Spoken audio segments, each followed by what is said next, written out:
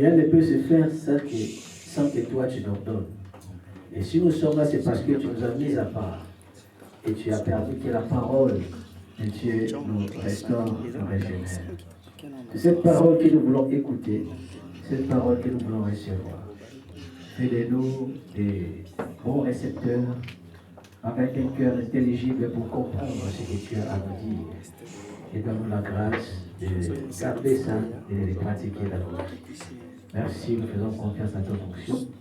Que ton nom soit loué et que toute la gloire te revienne. Je fais confiance à toi, Saint-Esprit, le véritable enseignant. Enseigne-nous la vérité et que nous soyons capables d'être changés de gloire en gloire. Au nom de Jésus. Amen. Amen. Oui, bien-aimés, nous voulons que la gloire, toute la gloire revienne à notre Dieu. Cette semaine, ça a été une semaine douloureuse. Une semaine difficile pour moi. J'avais beaucoup de pensées. Et je priais aussi. Parce que je voulais que les choses n'aillent pas comme cela se présenter.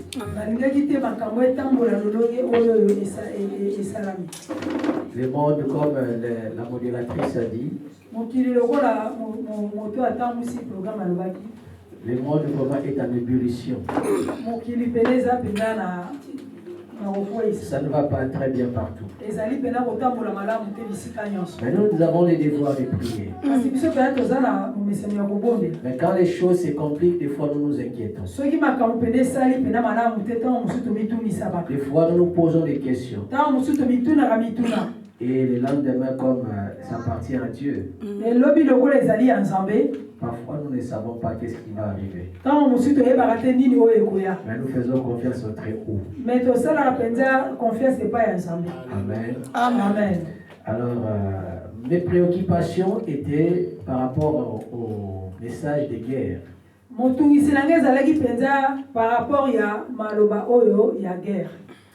Alors, les guerres qui devraient opposer deux camps en Afrique occidentale. Afrique. Non, les deux côtés. En Afrique occidentale, cela nous préoccupait beaucoup. Ça dérangeait beaucoup. On pensait à ça et on priait Dieu. On dit Seigneur, il faut que tu fasses quelque chose. Il faut que tu t'élèves. Il ne faut pas que l'ennemi continue à mettre des foyers de conflits partout. Qui est la paix. Et apparemment, la guerre qui semblait être inévitable. Et ces nuages de guerre s'est éloigné. Que Dieu soit loué. Amen. Prions que les gens puissent parler. Que les chefs des chefs de l'État, les présidents puissent parler. Au lieu de faire parler les armes. Amen. Amen. Donc c'était vraiment inquiétant. Et ça n'allait pas arranger les choses. Alors au jour d'aujourd'hui, je vais rappeler à l'église. Quand nous sommes là, nous devons être en accord avec Dieu. Nous devons être en accord avec Dieu. En tant que chrétien spirituel, un chrétien spirituel, il est toujours en accord avec Dieu. Il fait des choses en accord avec son Dieu. Sa marche est en accord avec Dieu. C'est pourquoi aujourd'hui, le sujet que nous devons partager, c'est être en accord avec Dieu. Être en accord, c'est être en attente avec Dieu. Être en accord avec Dieu, c'est être comme Dieu veut. Faire des choses comme Dieu veut. Marcher comme Dieu veut. Être à l'écoute de sa pensée. Être à l'écoute de sa voix. Et faire ce que Dieu a vu. Faire ce que Dieu veut. C'est ça, être en accord. Le monde aujourd'hui marche de manière dont les gens pensent. Les choses marchent comme les gens pensent. Ils font des choses comme ils veulent, sans pour autant être en accord avec Dieu. Mais nous les chrétiens, nous devons faire l'exception. Nous devons faire l'exception en faisant des choses différentes, en faisant des choses différemment, comme Dieu le veut. Amen. Amen. Donc, être en accord avec Dieu. Si le monde voit la Bible comme un livre qui est très vieux,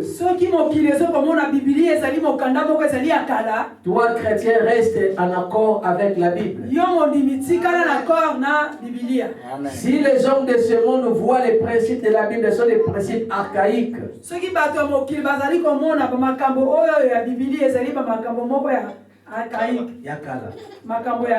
Toi reste avec ton Dieu, avec le principe de la Bible. Les gens disent toujours des choses des fois. Quand tu les vois, c'est comme si c'est vraiment insensé, mais bon, ils ont des bons sens quand même. Bon, on dit chacun est libre avec la démocratie. Chacun est libre de penser comme il veut. Mais pour être en accord avec Dieu, il n'y a pas de démocratie. Tu ne peux pas penser comme tu veux. Donc toi, tu dois te mettre comme Dieu veut. Tu dois te conformer selon les principes de Dieu.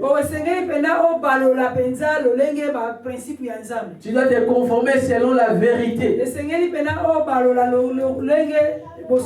tu dois faire ce que Dieu te demande de faire.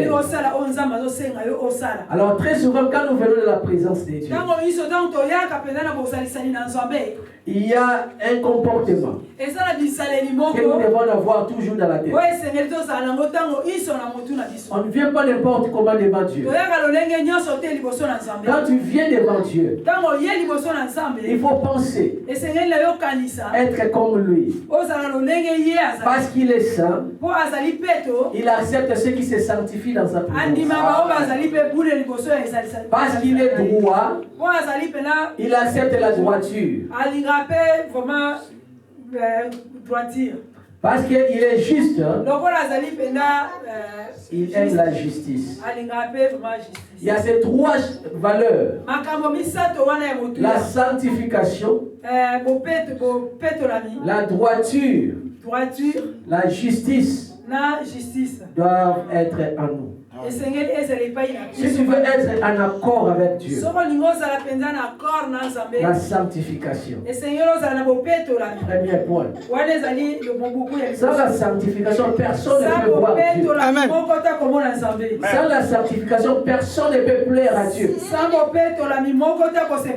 la sanctification, Dieu ne peut pas t'accepter. Or, nous sommes rien sans Dieu. Nous sommes nuls sans Dieu. Enfants de Dieu. En dehors de Dieu, c'est comme un poisson qui est en dehors de l'eau. On ne peut pas vivre loin de Dieu. Nous sommes comme cette étape de branche d'arbre qui est séparée de son tronc. À un certain moment, cette étape va sécher. Et cette étape ne pourra pas porter de fruits. Nous sommes là obligés d'être en accord avec Dieu. Et dans la sanctification, c'est important. Alléluia. Amen. Cela veut dire dans tout moment, il faut se purifier. Quand tu es enfant de Dieu, il faut te purifier. À tout moment. À tout moment, il faut te purifier. Quand tu veux venir dans la présence de Dieu, quand tu veux que Dieu soit avec toi, si tu veux mener cette vie, il faut que tu te purifies. Il faut que dans la sanctification, il y a la purification. Il y a la haine du péché. Donc c'est ce que nous devons avoir comme comportement. C'est purifier. Demander pardon à Dieu. C'est très bien. Être aussi en paix avec les autres. C'est ça, enfant de Dieu. Un enfant de Dieu n'est pas conflictuel.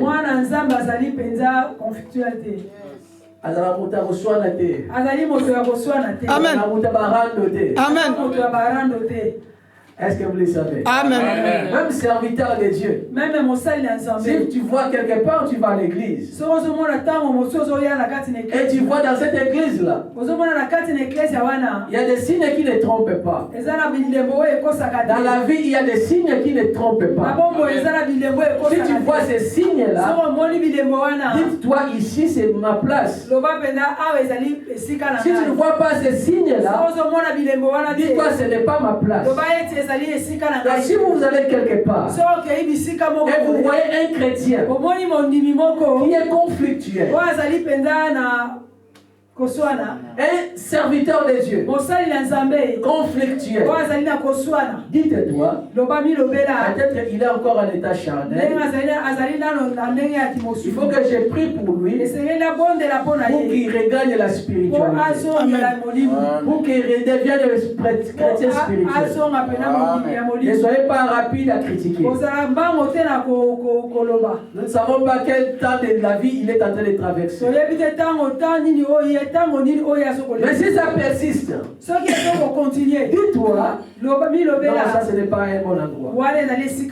Est-ce que tu le sais? Amen. Parce qu'un enfant de Dieu n'est jamais conflictuel. Il ne faut pas chercher des problèmes partout. Il ne faut pas que tu sois toujours impliqué dans les histoires de gauche à droite. Donc tu dois te purifier. Et ton comportement aussi doit être exemplaire. Est-ce que tu le sais? Amen. C'est important, bien aimé. Donc ces signes-là, si tu les vois quelque part, dans la vie de quelqu'un qui prie, dites-toi, il n'a pas encore Dieu. Il ne connaît, peut-être il a rétrogradé. À un certain moment, il a besoin de ma prière. Si tu pries, tu pries. Tu vois que ça persiste. Dis-toi, non, il y a un problème. Cela veut dire qu'il n'est pas encore changé. Non, ou bien il n'est pas dans la vérité. Il n'est pas dans la droiture. Il n'est pas dans la justice. Donc, en ce moment, c'est à toi de voir comment tu vas faire. Tu peux prendre une décision de t'éloigner. Enfant de Dieu, il y a des signes qui ne trompent pas. Nous marchons avec Dieu. Les chrétiens marchent avec Dieu par des principes qui régissent la vie des chrétiens, par des principes célestes, par les principes de la vérité, par les principes de la Bible. Tu ne peux pas marcher n'importe comment. La sanctification, c'est très bien. Dans la sanctification, il faut se purifier. Dans la sanctification, il faut demander pardon à ton Dieu. Il faut demander pardon à ton Dieu. Et être en bonne relation avec les gens qui sont autour de toi. Les gens qui sont tes proches. Les gens qui sont à l'église ou dans la famille. C'est ça être un chrétien. On ne vit pas n'importe comment. Si tu vois un chrétien vit une vie de désordre, dis-lui il n'est pas encore changé. Là, il a besoin de ta prière. Je ne dis pas que tu le critiques. Mais il faut prier pour lui. Il y a des principes comme ça dans l'église, on ne prêche plus. On dit, c'est si tu vois quelqu'un, une main qui te fait mal, il faut couper. Oui. Non, nous ne sommes pas comme ça. Il faut être patient dans la vie. Il y a d'autres personnes aujourd'hui. Ils ne produisent pas de bons fruits. Mais demain, c'est lui qui sera ton sauveur. Il n'est pas bon aujourd'hui. Mais demain, il va t'aider. Il n'est pas bien aujourd'hui. Mais demain, Dieu va les transformer. C'est pourquoi nous ici, nous sommes patients. Donc, si je vois un frère aujourd'hui, malgré tout, il dit n'importe comment. Une sœur parle n'importe comment. Je suis patient. Des fois, il y a une personne qui m'est très proche. Mais je ne vais pas dire son nom. Il me dit, si toi tu as ton cœur là, moi je n'ai pas ce cœur. Si toi tu es pasteur, moi je ne suis pas pasteur.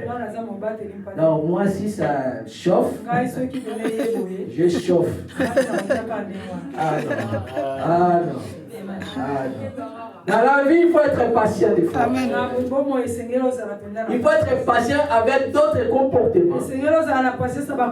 Qui sont des comportements qui dérangent. Il faut être patient avec d'autres personnes que tu vois que non, ça, il ne vit pas bien. Mais continue à croire que Dieu va les changer.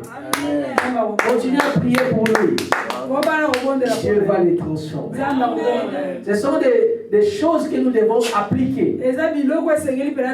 Parce que dans la sanctification, il est important aussi d'être en bonne relation avec les autres. Alors pour être en bonne relation avec les autres, il faut qu'il y ait la patience. Et cette patience-là, ce n'est pas ta patience, mais c'est la patience du Saint-Esprit. Le fruit de l'esprit. Si tu es même une personne qui fâche rapidement, bien mais dis-toi, Saint-Esprit, tu as un travail en moi. Tu as un travail dans ma vie. Tu as un travail dans mon cœur.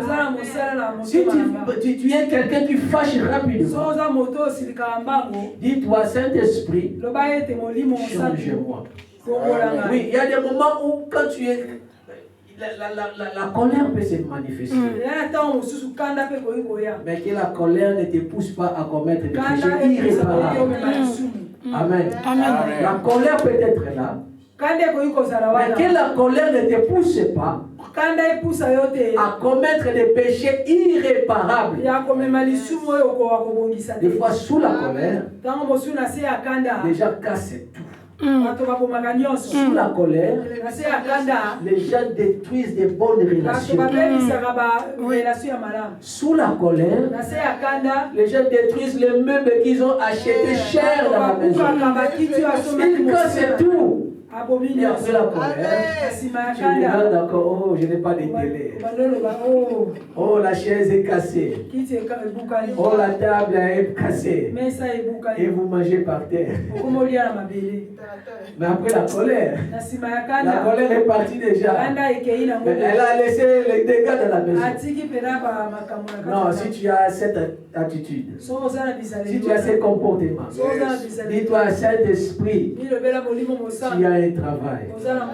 Prends plus de colère, donne-moi vraiment plus de patience, de douceur.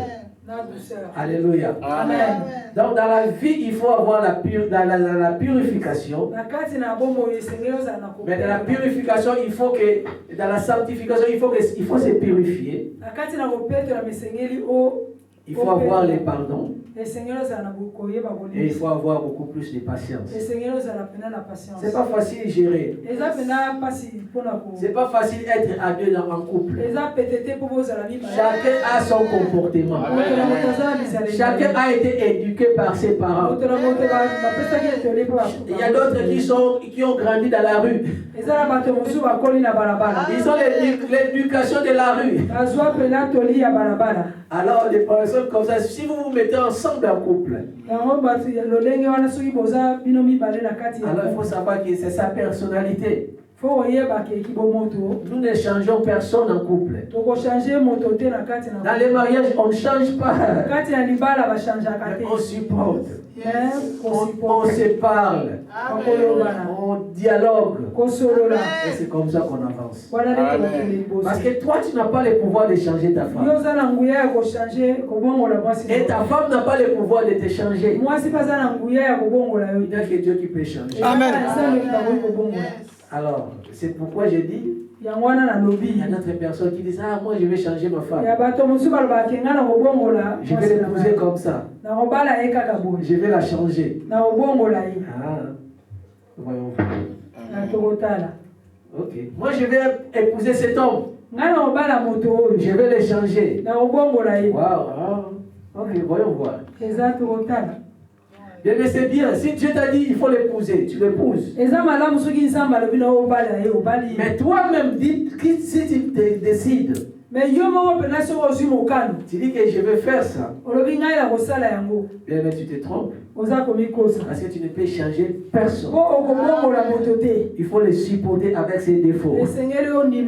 Alors si tu l'acceptes comme ça, tu vas les supporter toute la vie. Peut-être ça va prendre 15 ans avant que Dieu les change. Ça peut prendre 20 ans pour que Dieu les change. Alors durant ces 20 ans-là, toi tu seras là pour supporter. Mais je ne dis pas que tu fuis quand tu vois quelqu'un. Mais il faut demander Dieu. Amen. Amen. Parce que nous, enfants de Dieu, nous devons être en accord avec Dieu. Il faut toujours écouter Dieu. Pour faire un pas en avant. Amen. Il faut toujours écouter Dieu. Amen. Deuxième jeudi, il faut être dans la droiture. La droiture, c'est être dans la parole de Dieu toujours. Si Dieu a dit va tout droit, tu vas tout droit. Dans la droiture, une vie qui est sans compromission. Il y a non, peut-être bon, faisons ça moitié, non. Il faut être dans la droiture. Un homme est droit. Si Dieu te dit va dans cette direction, va dans cette direction, et tu vas dans cette même direction. Ne fais rien par toi-même. Très souvent les chrétiens, nous compliquons des choses nous-mêmes. Des fois, nous entrons dans les difficultés par nous-mêmes. Dieu te dit, va à cette direction. Va dans ce sens-ci. Mais l'homme, il cherche un autre sens. C'est pourquoi nous disons ici, la Bible peut paraître vieille. Mais les principes restent les mêmes. Dieu n'a pas vieilli. D'où vient cette pensée qui dit que non, les pensées évoluent?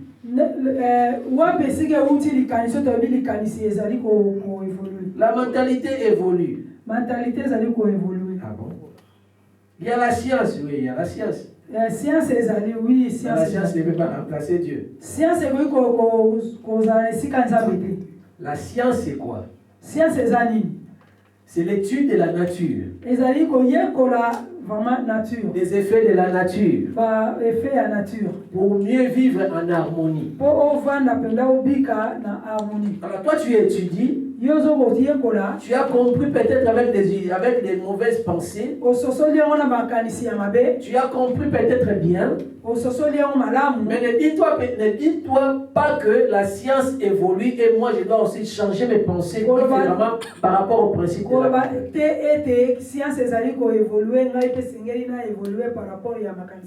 Il faut évoluer dans la droiture, dans les bons sens. Amen. Amen. Ça c'est important. Si tu veux aller plus loin, si tu veux laisser derrière toi un chemin et référence, quand tu es en train de faire des choses, fais ça avec droiture. Ne va ni à gauche ni à droite par rapport à tes ambitions. Ne fais pas des choses avec toute complication pour chercher à te faire voir, à te faire remarquer. Fais des choses dignement. Reste dans la droiture. Amen. Amen. Très important. Nous ne sommes pas dans la nature. Nous ne sommes pas dans le monde pour pouvoir vivre des choses nouvelles avec des principes qui sont destructifs. Non, des principes de destruction. Si tu l'appliques là, c'est là où il y a les problèmes. Beaucoup de personnes, beaucoup de vies périssent à cause de ça. Parce que ceux qui sont passés avant, ils n'ont pas fait des choses avec droiture. Et ils ont laissé des traces, des zigzags. Et ça complique maintenant la progéniture. Ceux qui viennent derrière, ils ne peuvent plus bien marcher. Les choses sont gâtées. Parce que ceux qui ont précédé ont tout détruit. Nous devons faire la part des choses. Les chrétiens étaient responsables. Voyez comment Dieu a confié les jardins d'Éden à Adam et Ève. Quand Dieu a donné les jardins d'Éden à Adam et Ève pour prendre soin et garder, c'est cette responsabilité que Dieu a mis sur l'épaule de l'homme.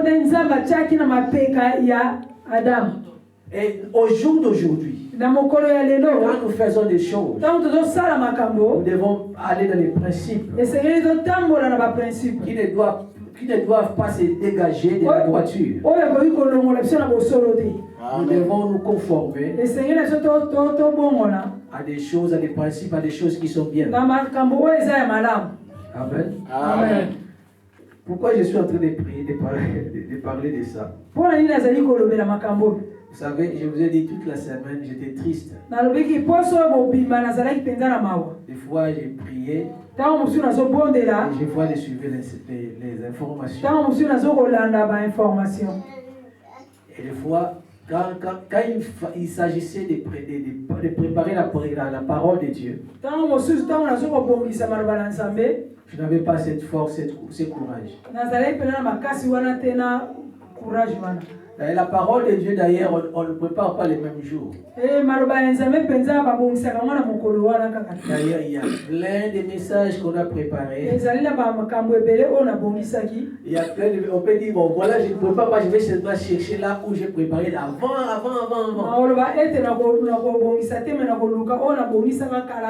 Mais si aujourd'hui je parle de ça, c'est parce que nous voulons que nous soyons des chrétiens.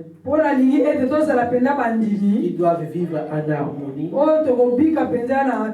avec notre milieu et avec notre futur, avec le monde aussi dans lequel nous sommes. Amen. Amen. Donc j'étais tellement dérangé, j'étais préoccupé par ces bruits de guerre qui devaient arriver en Afrique occidentale. Je voyais ça, moi je dis Seigneur, il y a déjà des problèmes. On va encore ajouter ça. Mon Dieu, mon roi, intervient. Et j'étais en train de prier. Des fois, les sommeils me fouillaient jusqu'à 3 heures du matin, je suis éveillé. Qu'est-ce que ça va arriver? Qu'est-ce que ça va arriver? Et deux côtés se sont levés. Deux côtés, donc. Et tout le coup, il y a un groupe Oyo et tout le coup, il y a un groupe Moussoussou. Deux côtés. Pour livrer bataille. Waouh. C'est pas bon, c'est pas facile. Même pour dormir. Le sommeil a fouillé. Et Dieu soit loué. Je sais que la paix, des fois, a des prix très élevés. Même si le sommeil fouillé, même si on priait, mais que Dieu soit loué, parce qu'il honore, il exauce la prière. Que Dieu continue de donner la paix. Au nom de Jésus. Donc, bien, mais nous devons faire des choses avec droiture. Nous devons faire des choses avec droiture. Moi, je parle toujours aux chrétiens que nous sommes dans le monde. Nous ne sommes pas encore allés au ciel. Vous allez occuper des responsabilités. Vous allez occuper des grandes responsabilités. Dirigez parfois vos propres entreprises. Ou bien être des fonctionnaires de haut niveau. Parce que très longtemps, on a laissé aux païens que les païens puissent faire les choses, la politique, c'était une erreur. Mais au moins, si tu es chrétien, tu es milliardaire chrétien, tu ne vas pas voir les orphelins mourir de faim. Même si les milliardaires païens le font, tant mieux, c'est bien. Mais toi, tu es allé faire mieux. Parce que toi, tu sais. Tu le fais avec vérité. Sans pour autant avoir un intérêt quelconque. Alléluia. Amen. Si toi, tu étais un homme politique, tu allais prendre des décisions qui allaient impacter les milliers de vies, qui allaient élever les niveaux de vie des hommes. Aujourd'hui, la Bible dit, si un juste prend le pouvoir, toute la ville est dans la joie. Mais si un méchant prend le pouvoir, c'est le deuil partout. Cela veut dire que les justes, Dieu nous a placés comme des gardiens. Les bons principes. Comme Dieu a donné la gestion des jardins à Adam et Ève, nous avons des responsabilités. Nous sommes responsables. Même si nous ne sommes pas directement impliqués. Mais nous devons aussi influencer les décisions par des prières. Nous devons aussi influencer les décisions par des prières. Est-ce que vous voyez ça? Ne laissez pas que nous marchions en subissant des choses. Et comme il a rabisso. Et comme il a rabisso. Nous devons prier. Et Seigneur, c'est ton bon Dieu. Demander l'intervention de Dieu. Si c'est la volonté de Dieu, nous allons dire gloire à Dieu. Mais si ce n'est pas la volonté de Dieu, nous allons chasser Satan. Il va aller loin. Parce que c'est lui qui perturbe les gens. C'est lui qui dérange les gens. C'est lui qui complique les choses. Alléluia. Amen. C'est pourquoi aujourd'hui je n'ai pas eu même le temps de préparer. Mais le message est là, j'en ai pas. Mais je n'ai pas le courage. Je dis à Dieu, Seigneur, fais ta volonté. Alléluia. Amen. Dans le monde, les bains descendent partout. Et toi qui es juste, toi qui es juste, tu as une part de responsabilité. Soit tu es toi-même dedans pour changer des choses, soit tu influences les décisions par tes prières. Il ne faut pas subir des choses. Il ne faut pas subir des décisions. Il ne faut pas subir des lois. Alléluia. Amen. Donc il faut aimer ces gens pour qui tu travailles. Il faut aimer aussi les dirigeants qui nous dirigent. Donc c'est ça. Donc il faut le porter. Tu portes la population dans ton cœur. Tu portes les dirigeants dans ton cœur. Pas les haïr. Mais prier pour nous. Prier pour eux. L'apôtre Paul disait, il faut prier pour ceux qui sont élevés en dignité.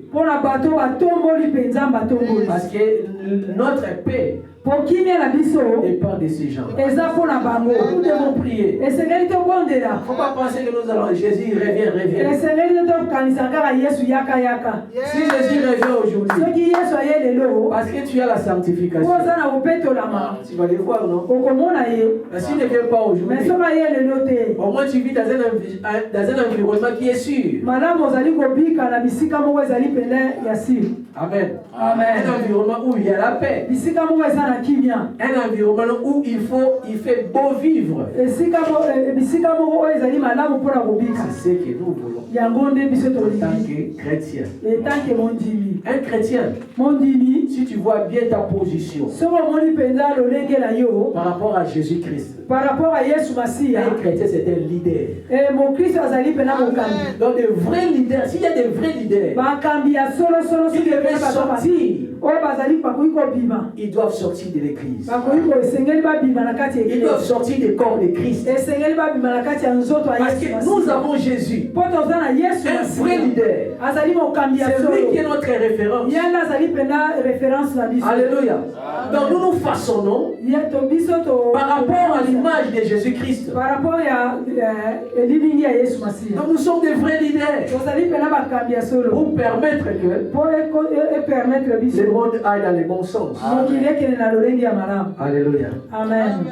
Alors nous avons dit la sanctification, la droiture et la justice. La justice que nous disons ici, ce n'est pas juger les autres, mais c'est juste appliquer la parole de Dieu correctement, tel qu'il est écrit, tel qu'elle est écrite. Appliquer la parole de Dieu correctement, tel que Dieu nous demande. Pour cela, nous avons besoin de cette vie qui est sans compromission. Si les autres marchent avec les pieds gauche, alors si la parole dit qu'il faut marcher avec les pieds droits, marche avec les pieds droits. Alors, même toutefois, Dans la vie, on ne peut pas être tous pareils. On ne peut pas être tous pareils. Donc si toi tu marches avec ton pied gauche, moi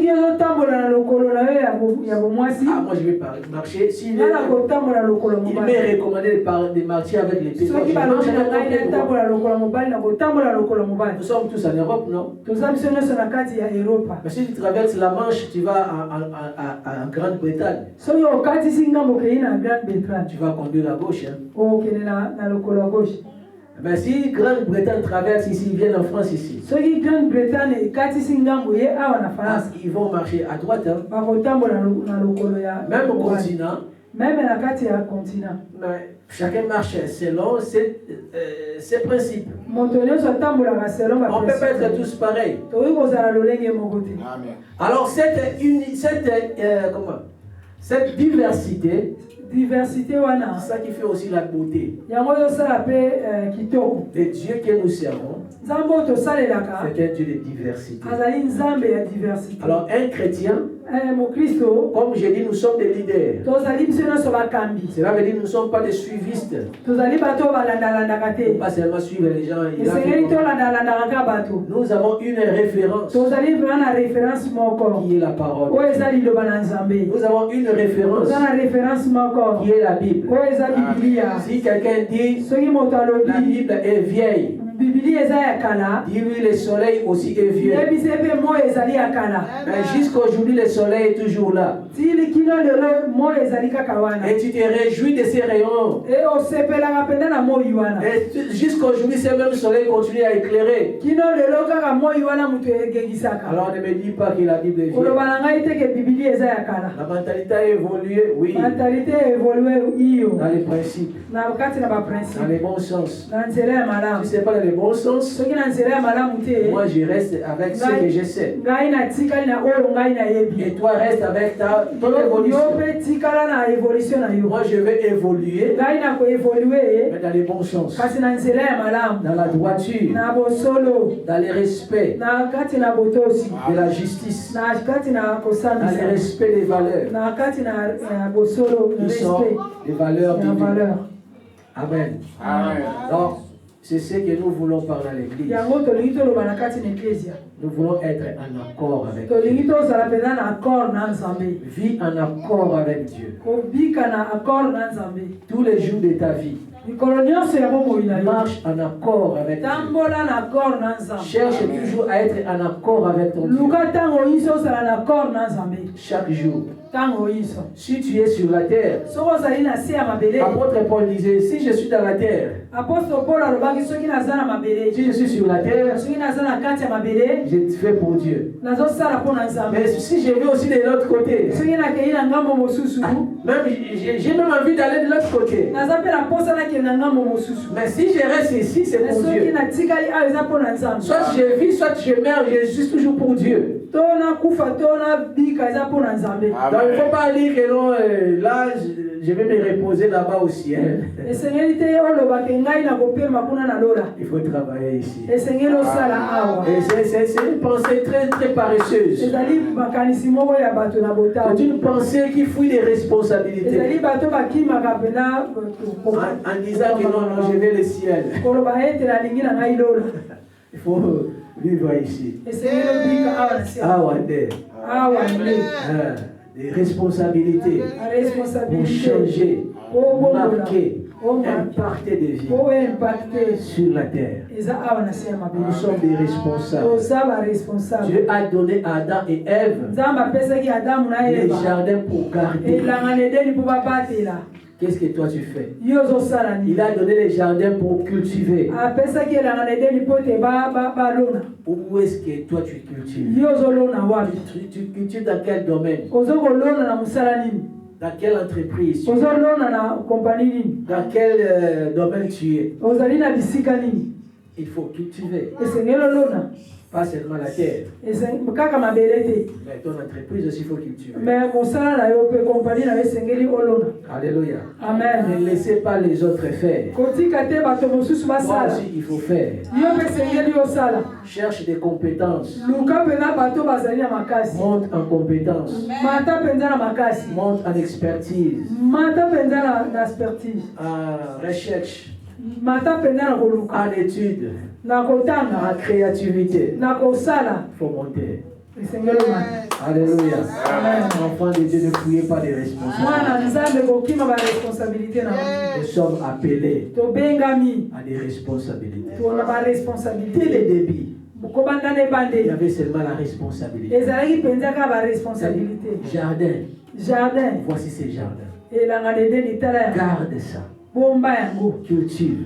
Lona. Quand on dit garde, Tamba lobi na yo cela bomba. veut dire le mal pourrait venir. Donc likolo ba ete mabe koki Les kokoma. voleurs pouvaient faire irruption. Ba yibi ba koki koya kokoma. Le mal pouvait arriver. Mabe koki kokoma. Les mauvaises pensées pouvaient arriver. Makanisa mabe koki Les kokoma. mauvais principes pouvaient arriver. Makambo ya mabe koki kokoma. Mais toi, il faut garder. Yo sengeli yo bomba. Donc tu es un protecteur du Ozali lokola jardin. kokengeli ya elanga. Tu es un protecteur. Oza mobateli ya elanga. Dès le commencement, Uta le bandeli. Dieu a donné la Zamba responsabilité pesa ki responsabilité. d'être protecteur, Ozala pena mobateli. d'être garant, Ozala pena mobateli. d'être responsable Ozala pena responsable. des choses que Dieu t'a Ya confiées, makambo nzamba apesaki yo. de l'environnement dans lequel tu Ya es. bisika oyo ozali. Alléluia. Amen. Donc il ne faut pas fuir ces Esengeli responsabilités. tokima. Il faut être là. Esengeli ozala wana. Il faut cultiver ton Esengeli na jardin. yo olona. Alléluia. Elanga na yo. Il faut protéger ton jardin. Esengeli pena obatela pena elanga na yo. Que Dieu soit loué. Nzamba akumisama. Que Dieu soit magnifié. Nzambe penga netolama. Gloire à Dieu. Kembo na Au Nzambe. nom de Jésus-Christ. Amen. Amen.